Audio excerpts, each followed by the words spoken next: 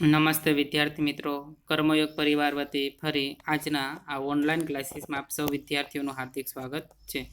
તો વિદ્યાર્થી મિત્રો કે આપણે જે સંસ્કૃતમાં સહતી કાર્ય સાધિકા પાઠનો આપણે અભ્યાસ કરવાનો છે. તો સહતી કાર્ય સાધિકા એટલે એકતાથી કાર્ય સાધી શકાય છે. એકતાથી કાર્ય સાધી શકાય છે. તો વિદ્યાર્થી મિત્રો કે આપણા જીવનમાં જે સંગઠન છે તો સંગઠનનું કેટલું મહત્વ છે તો એની ઉપર ધ્યાન કેન્દ્રિત કરતો આપણો આ પાઠનો આપણે અભ્યાસ કરવાનો છે. કહેવાય કે કળિયુગે સંઘે શક્તિ, કળિયુગમાં સંઘમાં શક્તિ છે. તો અહીંયા સરસ મજાનો જે હિતોપદેશ નારાયણ પંડિત રચિત જે પાઠ છે અને એનો આપણે છે અભ્યાસ કરવાનો છે. તો સહતી કાર્ય સાધિકા એકતાથી કાર્ય સિદ્ધ કરી શકાય છે. સહતી કાર્ય સાધિકા તો એકતાથી કાર્ય સિદ્ધ કરી શકાય છે. તો આપણે જોઈએ કે હિતોપદેશ સંસ્કૃતનો પ્રસિદ્ધ કથા ગ્રંથ છે. તો આપણે હિતોપદેશ હોય, પંચતંત્ર હોય, જાતક માળા હોય, તો એ આપણા જે સંસ્કૃત સાહિત્યના પ્રાચીન કહેવાય કે ગદ્ય ખંડો છે, ગ્રંથો છે આપણા. તો એમાં જે પશુ પક્ષીઓને કેન્દ્ર સ્થાને લઈ અને પક્ષીઓ વિશે વાર્તાઓ છે તે કહેવામાં આવે છે. કેમ કે વાર્તા દ્વારા જે કહેવાય અબાલ વૃદ્ધ બધાય લોકોને વાર્તા સાંભળવી છે ખૂબ જ પસંદ આવે છે. તો એટલા માટે તો આ જે આપણે જોઈએ હિતોપદેશ હોય, પંચતંત્ર હોય, જાતક માલા હોય, એમાં પશુ પક્ષીઓની વાર્તા હોય ને વાર્તા દ્વારા છે એ લોકોને છે તે બોધ આપવાનો છે એ કવિઓ છે તે પ્રયત્ન કરતા હોય છે. તો અહીંયા આપણે જોઈએ કે હિતોપદેશ સંસ્કૃતનો પ્રસિદ્ધ કથા ગ્રંથ છે. મેં તમને કીધું પંચતંત્રના રચયિતા વિષ્ણુ શર્મા હે, તો એમાં પશુ પક્ષીઓ વિશેની વાર્તાઓ છે તે આવે છે. તો એવી જ રીતે હિતોપદેશ છે એ સંસ્કૃતનો પ્રસિદ્ધ કથા ગ્રંથ છે. તો સંસ્કૃતનો પંચતંત્રની જેમ હિતોપદેશ પણ ખૂબ જ પ્રચલિત થયેલો કથા ગ્રંથ છે. તેના કરતા પંડિત નારાયણ છે. ઈસવીસનના 9મા શતકમાં આની રચના થઈ છે. હવે કદાચ આપણે વિદ્યાર્થી મિત્રો આપણે પ્રશ્ન પૂછાય કે હિતોપદેશ કથા ગ્રંથના રચયિતા કોણ છે? તો નારાયણ પંડિત. તો આ ગ્રંથની રચના ક્યારે થઈ હતી? તો ઈસવીસનના 9મા શતકમાં આ ગ્રંથની રચના થઈ છે. આમાં નીતિબોધક આપનારી વિવિધ પ્રાણી કથાઓ છે. આમાંથી એક કથા અહીં પ્રસ્તુત કરવામાં આવી છે. તો વિદ્યાર્થી મિત્રો આપણે જે હિતોપદેશ છે એમાં પશુ પક્ષીઓની પ્રાણી કથાઓ છે અને એમાંથી એક આપણે અહીંયા જે કથા છે, એક વાર્તા છે એ આપણા અભ્યાસક્રમમાં સમાવેશ કરવામાં આવી છે. તો આ કથામાં સંગઠનનો મહિમા વર્ણવ્યો છે કે આપણા જીવનમાં સંગઠનનું કેટલું મહત્વ છે. આપણે કહેવત છે કે એક હાથે તાળી વાગતી નથી, જો આપણે તાળી પાડવી હોય તો બે હાથની જરૂર પડે છે. તો એવી જ રીતે આપણે પણ કોઈ પણ કાર્ય વ્યવસ્થિત અને સારી રીતે કરવું હોય તો આપણે પણ બધા લોકોનો સાથ સહકારની જરૂરિયાત પડે છે. તો એ જ વસ્તુ અહીં કેન્દ્ર સ્થાને છે. એટલા માટે શું કીધું કે આ કથામાં સંગઠનનો મહિમા વર્ણવ્યો છે, પણ તેની પૃષ્ઠભૂમિ જુદી જ રીતે વિચારવામાં આવી છે. એની જે વાર્તા છે એ કંઈક જુદી રીતે વર્ણન કરવામાં આવી છે. બધી જગ્યાએ શંકા રાખવા જઈએ તો ખાવાનું કે પીવાનું પણ મળી શકે એમ નથી. દરેક વસ્તુમાં શંકાથી દ્રષ્ટિથી આપણે જોઈએ કોઈ પણ કાર્ય આપણે કરીએ અને એમાં આપણે જો નેગેટિવ પાસા જ આપણે જોઈએ તો એ કાર્ય આપણે ક્યારેય પણ સિદ્ધ કરી શકતા નથી વિદ્યાર્થી મિત્રો. એટલા માટે કવિ શું કહે છે કે દરેક વસ્તુમાં આપણે શંકાની દ્રષ્ટિથી દરેક વસ્તુ આપણે જોઈએ તો કોઈ પણ કાર્ય આપણે વ્યવસ્થિત કરી શકતા નથી. તો એવી રીતે આપણે પૂરતા પ્રમાણમાં ભોજન પણ મળી શકતું નથી. તો એટલા માટે કીધું કે ખાવા કે પીવાનું પણ મળી શકે એમ નથી. આ કારણે કોઈ જાતની શંકા વગર સાહસ કરીને કાર્યમાં ઉતરી પડવું જોઈએ. એટલા માટે કોઈ પણ કાર્ય હોય અને એ કાર્ય એકદમ શંકા કર્યા વગર એકદમ સાહસ કરીને એકદમ પૂરા પ્રયત્નથી જો આપણે એ કાર્યમાં ઉતરી જઈએ તો એ કાર્ય છે જરૂર છે તે પૂરું થાય છે. પરંતુ એ કાર્ય વિદ્યાર્થી મિત્ર સત્યને રસ્તે હોવું જોઈએ. આમ કરવા જતાં જ્યારે લોભ કે એવા જ બીજા કોઈ કારણથી માણસ મુશ્કેલીમાં મુકાય ત્યારે તે મુશ્કેલીમાંથી પાર ઉતરવા માટે સહતી એટલે કે સંગઠન ઉપયોગી નીવડે છે.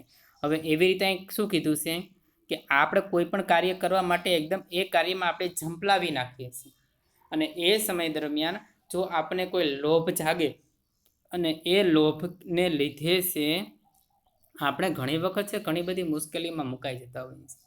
આપણે ઘણી બધી એવા વીમા કંપની હોય, ઘણા બધા એવા ફોન આપણે અવારનવાર આવતા હોય કે તમે એટલી વસ્તુ અમને આપો તો અમે તમને એટલા રૂપિયા આપશું.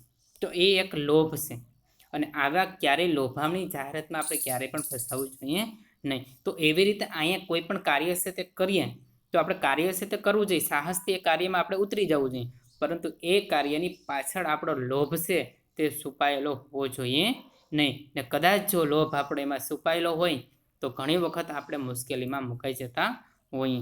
ત્યારે તે મુશ્કેલીમાંથી કદાચ કોઈ પરિસ્થિતિ એવી થાય, કેમ કે કોઈ પણ મુશ્કેલી આવે તો એનું સોલ્યુશન હોય છે. સોલ્યુશન વગરની ક્યારેય કોઈ મુશ્કેલી હોતી જ નથી. કોઈ પણ બીમારી હોય એની દવા ચોક્કસ હોય છે. તો એવી રીતે કોઈ પણ પ્રશ્ન હોય તેનો જવાબ પણ ચોક્કસ હોય છે. તો એવી રીતે અહીં શું કીધું, કદાચ કોઈ આપણે કાર્ય કરીએ અને મુશ્કેલીમાં આપણે સંપડાઈ ગયા, મુશ્કેલી આપણી પર આવી, તો એમાંથી બહાર નીકળવા માટેનો રસ્તો હોય જ છે. પણ કેવી રીતે આપણે જોઈએ કે ત્યારે તે મુશ્કેલીમાંથી પાર ઉતારવા માટે સહતી એટલે કે સંગઠન ઉપયોગી નીવડે છે. ને આ એ વાત આ કથા દ્વારા ઉપદેશવામાં આવી છે. કદાચ આપણે કોઈ મુશ્કેલીમાં સંપડાઈ ગયા ને એમાંથી આપણે સહતી સંગઠન દ્વારા એ મુશ્કેલીમાંથી આપણે સરળતાથી બહાર આપણે નીકળી શકીએ છીએ. એ વસ્તુનું ધ્યાન કેન્દ્રિત છે આના ઉપર કરવામાં આવ્યું છે. પ્રાણી જગત જો સહતી જાળવી શકતું હોય તો વિચારવાનું કે માનવ સમુદાય પણ આ સહતી જાળવવા પ્રયત્નશીલ રહેવું જોઈએ. હવે અહીંયા શું કીધું છે, જો પ્રાણી જગત છે, પશુ પક્ષી જે પ્રાણી જગત છે, તો એ જો સંગઠન જાળવી શકતું હોય તો આપણે તો બધાય બુદ્ધિજીવી પ્રાણી છે, માણસ છીએ, તો આપણે પણ સહતી એટલે સંગઠન જાળવવાના પ્રયત્ન કરવા જોઈએ. આ સૂચન પણ અહીં છે. પ્રસ્તુત વાર્તાનો નીતિશાસ્ત્રની દ્રષ્ટિએ અભ્યાસ કરવાથી સાથે અહીં વપરાયેલા ભૂતકાળના ક્રિયાપદોના રૂપોનો પણ અત્યારે તમારે અભ્યાસ કરવાનો છે. તો અહીંયા નીતિશાસ્ત્રના ઘણા બધા જે આપણે નીતિશાસ્ત્રના જે નિયમો છે એનો અભ્યાસ આપણે કરવાની સાથોસાથ જે ભૂતકાળના ક્રિયાપદો છે એમનો પણ આપણે સાથોસાથ અભ્યાસ કરીશું. હવે આપણે જોઈએ તો વિદ્યાર્થી મિત્ર, આપણે કવિ પરિચયમાં આપણે જીવન દ્રષ્ટિ કઈ વસ્તુ યાદ રાખવાની કે સહતી કાર્ય સાધિકા એ ગદ્યના લેખક કોણ છે, તો નારાયણ પંડિત. હવે નારાયણ પંડિતની કયો કથા ગ્રંથ પ્રચલિત છે, તો હિતોપદેશ. હિતોપદેશમાં કેના વિશે વાતો કરવામાં આવી છે, પશુ પક્ષીઓની વાર્તાઓ દ્વારા માણસને માનવ સમુદાયને છે એ બોધ આપવામાં આવે છે. હવે આપણે પાઠનો અભ્યાસ કરીએ તો ગોદાવરી તીરે વિશાલ સાલ્મ તરુઃ અસ્તિ. હવે અહીં શું કીધું કે ગોદાવરી તીરે એટલે કિનારે, વિશાલ એટલે મોટું, સાલ્મલી તરુઃ એટલે સીમડાનું વૃક્ષ, અસ્તિ એટલે છે. હવે કવિ શું કહે હતું, કવિ કહે કે ગોદાવરી નદીને કિનારે, ગોદાવરી તીરે એટલે કિનારો, તટ. કઈ નદીની વાત કરી વિદ્યાર્થી મિત્રો, ગોદાવરી નદીની, કે જે આપણા દક્ષિણ ભારતમાં છે તે આવેલી છે. તો ગોદાવરી તીરે, વિશાળ એટલે ગોદાવરી નદીને કિનારે, વિશાલ એટલે વિશાળ, સામલી તરુ અસ્તિ સીમડાનું વૃક્ષ હતું. હવે શું કહે છે, ગોદાવરી નદીને કિનારે વિશાળ સીમડાનું વૃક્ષ હતું. વિવિધેભ્ય દેશેભ્ય સમ આગતા બહવઃ વિહગાઃ તત્ર રાત્રો નિવસન્તિ સ્મ. હવે શું કીધું, વિવિધેભ્ય વિવિધ, દેશેભ્ય દેશમાંથી, સમ આગતા આવીને, બહવઃ ઘણા, વિહગાઃ પક્ષીઓ, તત્ર એટલે ત્યાં, રાત્રો એટલે રાત્રે, નિવસંતિ નિવાસ કરતા હતા. ક્યાં, તો ગોદાવરી નદીને કિનારે એક મોટું વિશાળ સીમડાનું વૃક્ષ હતું. હવે વૃક્ષમાં તો ઘણા બધા પક્ષીઓ નિવાસ કરતા હોય વિદ્યાર્થી મિત્રો, આપણે ખબર છે. આપણું જેવી રીતે સરસ મજાનું ઘર આલીશાન હોય તો એવી રીતે જે પક્ષીઓ છે એનું પણ સરસ મજાનું કુદરતે સરસ મજાના શ્રેષ્ઠ વૃક્ષોને નિર્માણ કર્યું છે. તો અહીંયા કયા વૃક્ષની વાત કરવામાં આવી છે, સીમડાનું વૃક્ષ હતું. અને એ સીમડાના વૃક્ષમાં ઘણા બધા જે વૃક્ષ પક્ષીઓ આવી અને નિવાસ કરતા હતા, એ વસ્તુ કહેવામાં છે. વિવિધેભ્ય, વિવિધ દેશેભ્ય એટલે દેશમાંથી, વિવિધ દેશમાંથી આવીને ઘણા બધા પક્ષીઓ ત્યાં રાત્રે નિવાસ કરતા હતા. તે શું એટલે તેમાં, સપ્તમી વિભક્તિ, તેમાં લઘુપતક નામા વાયસ અપી એકતમ અસ્તિ. હવે શું કહે, તે શું એટલે તેમાં, લઘુપતક એ કાગડાનું નામ છે, વાયસ એટલે કાગડો, વાયસ કાગડો, તેમાં લઘુપતક નામનો કાગડો, અપી એટલે પણ, એકતમ અસ્તિ એક છે. તેમાં લઘુપતક નામનો કાગડો પણ એક હતો. હવે શું કીધું કે ઘણા બધા વિવિધ દેશમાંથી ઘણા બધા પક્ષીઓ આવી અને ગોદાવરી નદીને કિનારે સીમડાનું વૃક્ષ હતું અને એ વૃક્ષ ઉપર ઘણા બધા જે પક્ષીઓ આવીને નિવાસ કરતા હતા અને એ પક્ષીઓમાંનો એક એટલે લઘુપતક નામનો કાગડો પણ હતો.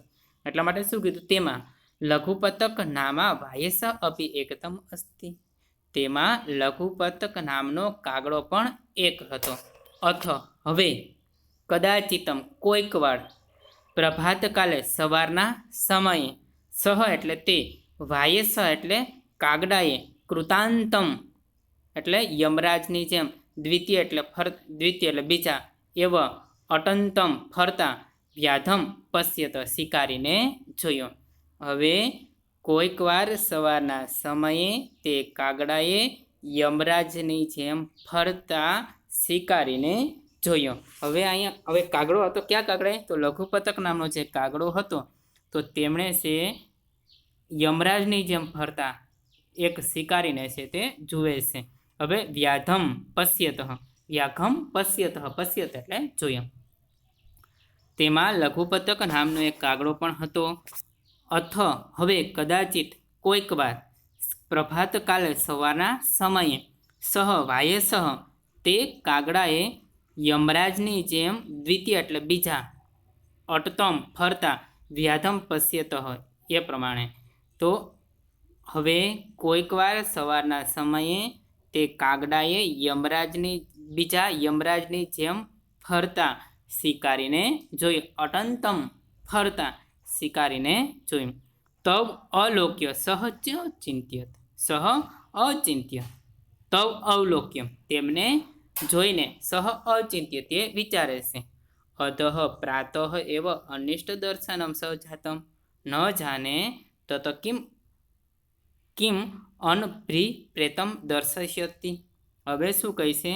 કિમ અનભિપ્રેતમ દર્શયતિ, શું અનિષ્ટનું દર્શન કરાવશે. હવે શું કે અધઃ આજે પ્રાતઃ એવ સવારના સમયે જ અનિષ્ટ દર્શનમ સજાતમ અનિષ્ટનું દર્શન થયું છે. અનિચ્છનીય જે આપણે ક્યારેય પણ ઈચ્છા ન રાખી હોય અને એવી વસ્તુઓ થાય તો આપણે એમ કહીએ કે અનિષ્ટનું દર્શન થશે. હવે તે છે તે વિચારે છે. સહ તવ અવલોક્યમ તેમને જોઈને સહ અચિંત્ય તે વિચારે છે. આજે સવારના સમયે જ અનિષ્ટનું દર્શન થાય છે. ન જાણે હવે કીનું દર્શન કરાવશે અથવા ન જાણે હવે કઈ અનિષ્ટ વસ્તુનું દર્શન કરાવશે. ઇતિ વિચિત્ય સહ વ્યાકુલ સજાત, એવું વિચારીને તે વ્યાકુળ બની ગયો. કોણ વ્યાકુળ બની જાય છે? લઘુપતક નામનો કાગડો. હવે એ કાગડો છે, બધા પક્ષીઓ છે તે બેઠા તે સીમડાના વૃક્ષ ઉપર આવી અને નિવાસ કરતા હતા ને એમાં સવારના સમયે જે લઘુપતક નામનો કાગડો છે એક યમરાજની જેમ બીજા કોઈ શિકારી ફરતો તો આખું દ્રશ્ય જુએ છે. હવે કાગડાભાઈ વિચાર કરે છે કે આજે મને સવારમાં જ અનિષ્ટનું દર્શન થયું કે હવે ન જાણે કે બીજું હવે કઈ વસ્તુનું જે દર્શન છે તે કરાવશે. આમ છે તે કાગડાભાઈ બોલે છે. ફરી એક ફેરી ભાષાંતર કરું. ગોદાવરી નદીને કિનારે એક વિશાળ સીમડાનું વૃક્ષ હતું. વિવિધ દેશમાંથી આવીને ઘણા બધા પક્ષીઓ ત્યાં રાત્રે નિવાસ કરતા હતા. તેમાં લઘુપતક નામનો કાગડો પણ એક હતો. હવે કોઈક વાર સવારે તે કાગડો યમરાજની જેમ ફરતા શિકારીને જુએ છે. તેમને જોઈ તે વિચારે છે આજે સવારે જ અનિષ્ટનું દર્શન થયું છે. ન જાણે હવે કઈ અનિષ્ટનું દર્શન કરાવશે. ઇતિ વિચિત્યમ સહ વ્યાકુલ સજાત, આમ વિચારી તે એકદમ વ્યાકુળ થઈ જાય છે. અથ તેન વ્યાધેન તંડુલાકણાન વિકીર્ણ્યમ જાલમ વિસ્તરણ્યમ. હવે શું કહે? હવે તેન એટલે તે, વ્યાધેન એટલે શિકારીએ, તંડુલકણાનામ એટલે ચોખાના દાણા, વિકીર્ણ્ય વેરીને, જાલમ એટલે ઝાડ, વિસ્તરણ્યમ ફેલાવી. પછી તે શિકારીએ ચોખાના દાણા વેરીને ઝાડ પાથરી. હવે એ શિકારી છે હવે જે અહીંયા આવે છે આખું જે દ્રશ્ય છે હવે કાગડાભાઈએ વિચારી લીધું કે આજે મને સવારમાં જ આવું દર્શન થયું, હવે ન જાણે શું થશે ને એ હજી વિચાર કરે તો એ સમય દરમિયાન શું કરે કે અથ તેન હવે તે વ્યાધેન એટલે શિકારીએ, હવે એ શિકારીએ તંડુલ કણાનાથ એટલે ચોખાના દાણાને, વિકર્ણ્ય એટલે વેરીને, ઝાલમ એટલે ઝાર, વિસ્તૃણીણમ ફેલાવે છે અથવા તો પાથરે છે. હવે તે શિકારી ચોખાના દાણા વેરીને ઝાર પાથરે છે.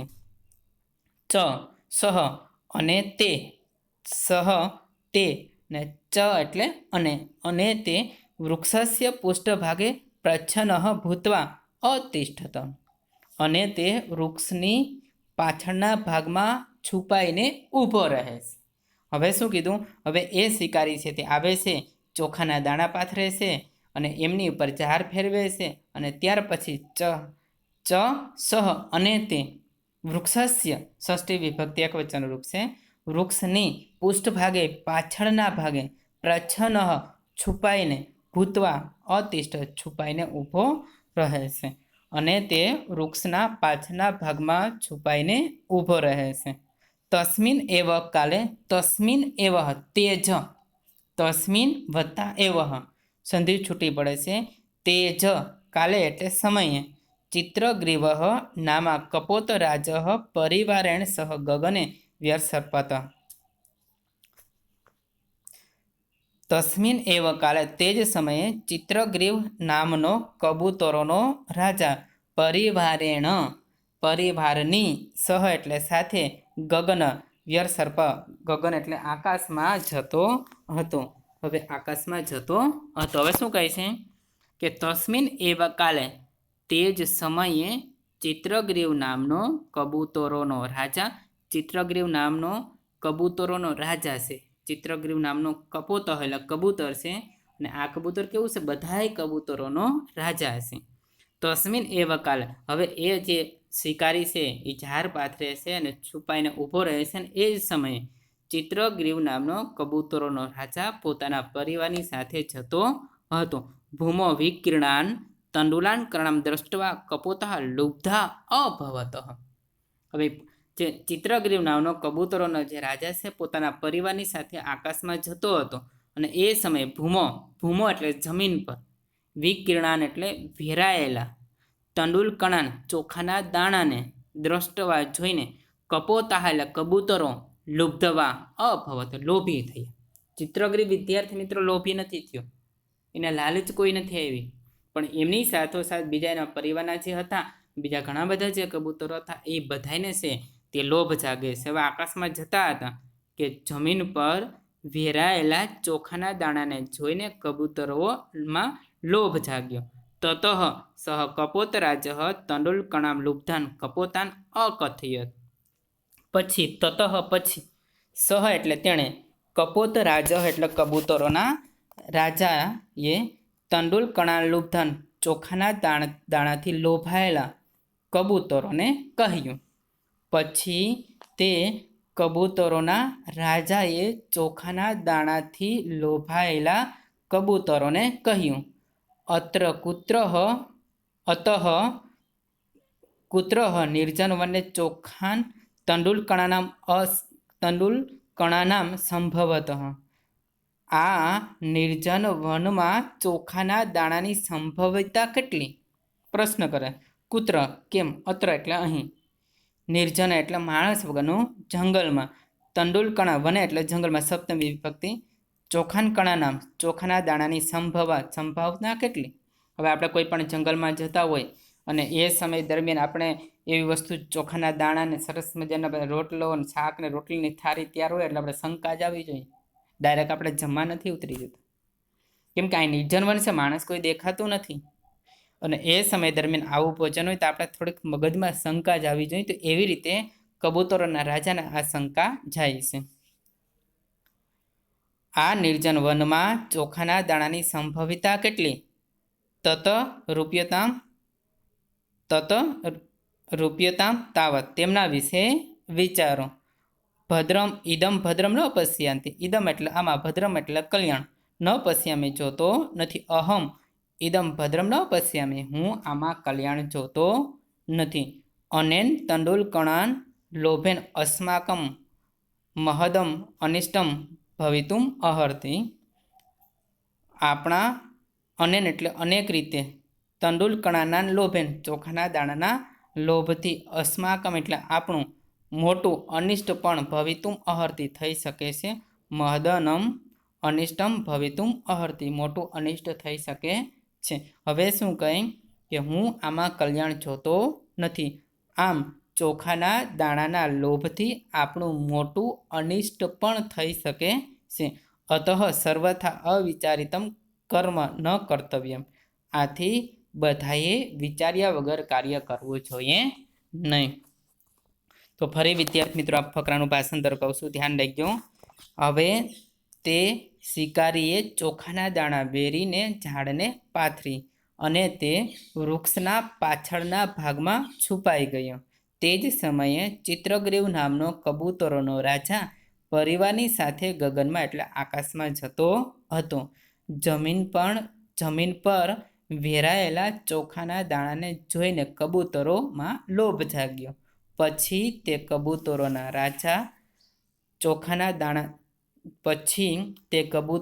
રાજાએ ચોખાના દાણાના લોભાયેલા કબૂતરોને કહ્યું, આ નિર્જન વનમાં ચોખાના દાણાની સંભવિતતા કેટલી?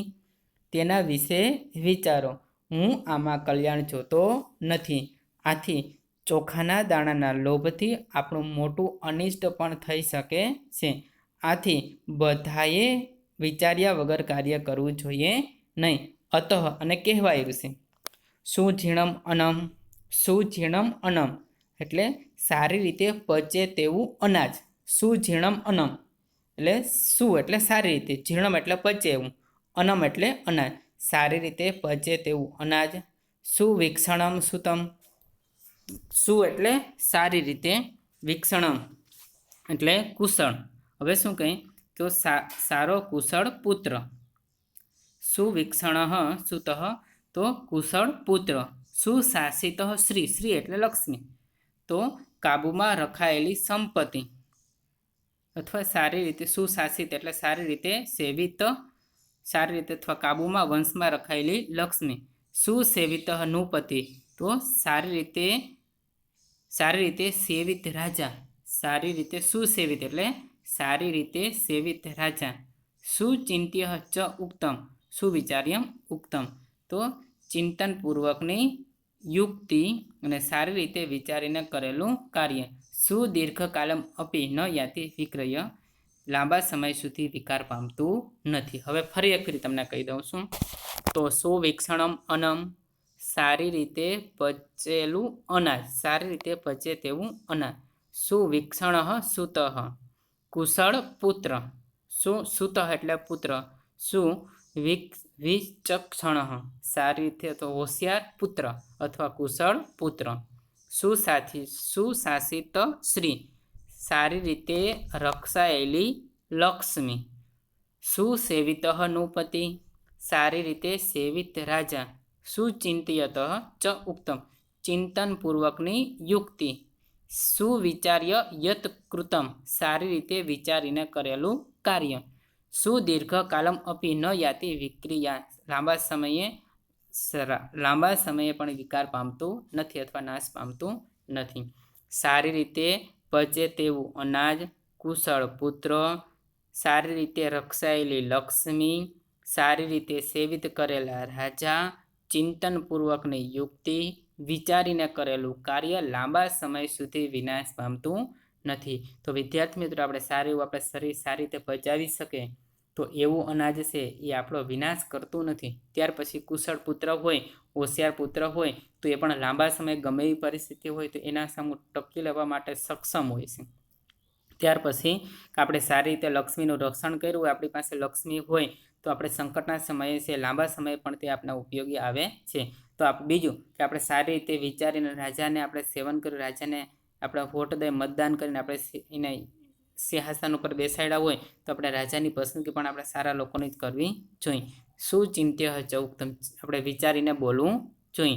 સુવિચાર્યમ યત કૃત્યમ સારી રીતે વિચારીને કરેલું કાર્ય. સુદીર્ઘકાલ અપી ન યાતિ વિક્રિયાત લાંબા સમયે પણ વિકાર પામતું નથી, વિકાસ પામતું નથી. તો વિદ્યાર્થી મિત્રો હજી એક ફેરી તમને કહી દઉં છું.